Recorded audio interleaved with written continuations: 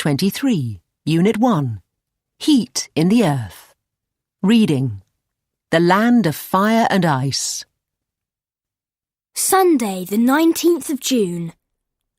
Dad and I have just arrived in Iceland, the land of fire and ice.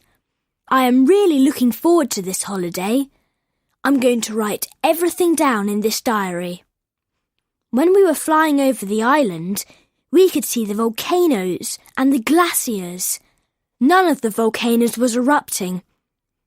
I would like to see an eruption. It would be thrilling. But active volcanoes are dangerous. It's safer when they're quiet. Tomorrow we're going to Hekla.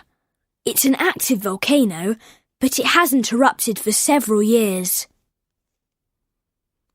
Monday, the 20th of June. Today we climbed to the top of Hekla. We didn't go into the crater though. There was snow on the ground, but in some places the rocks were warm. The snow was melting and the rocks were steaming. Our guide picked up a small rock and told us about it. When the volcano erupts, the rock from deep under the ground comes out of the volcano. The rock is so hot that it is liquid. It runs down the sides of the volcano.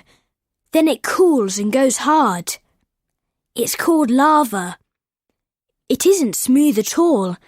It feels very rough and a bit sharp. You can easily cut yourself on it. Our guide's name is Ari. In the hotel this evening, he drew a diagram of what Hekla looks like inside. Now I understand why the ground was hot. There is liquid rock down there, now. Ari showed us pictures of Hekla erupting. He let me keep this one. He is very nice. He's a student at the moment, but he's going to be a geologist. He knows a lot about rocks and everything about the volcanoes in Iceland. Tuesday, the 21st of June. Today we saw a geyser. That's a kind of hot spring. About every 10 minutes, hot water went shooting up from the ground like a huge fountain. It was fantastic. The water underground is heated by the hot rocks.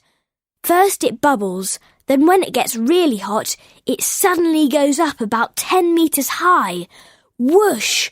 What incredible power! Dad took this picture. Wednesday, the 22nd of June. We went to a really strange place today. We went to the top of a volcano. Then we went down inside. The ground was steaming and there were lots of hot springs.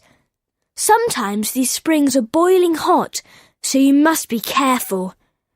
There were noisy pools of hot bubbling mud too.